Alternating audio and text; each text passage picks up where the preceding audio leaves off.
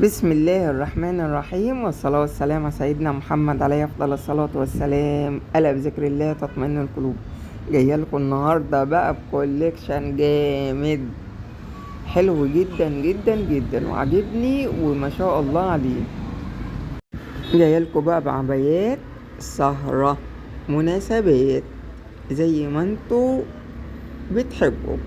في ناس كتير بتحب العبايات، ما بتحبش الفساتين، ما بتحبش الجيبات، تحب تروح تسهر لخطوبة لجواز، ممكن تحضر كتب كتاب.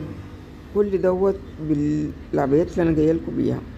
يا رب تعجبكم. نظام جديد ونازل جديد، على حسب معرفتي ان هو لسه نظام نازل جديد. بصوا بقى، بصوا الكم بقى، بصوا الكم عامل ازاي.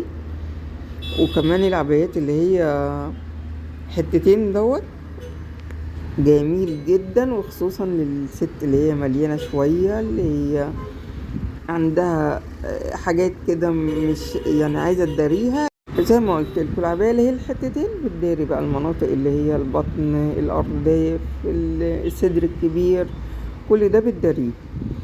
الكم الطويل ده طالع موضة وتحفة، خصوصا في البلد اللي أنا موجودة فيها.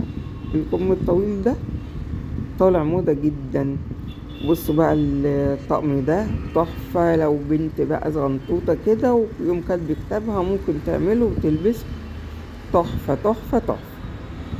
طبعا البنات يوم كاتبة كتاب بيلبسوا الأبيض برضو، حاجات كده سيمبل صغيرة، ده ممكن ينفعها.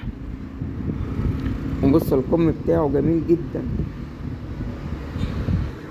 واللون ده برضو طالع موضة. بصوا جماله، بصوا الحلاوة بتاعته، التطريز اللي عليه تحفة. طبعا التطريز دوت تطريز يدوي.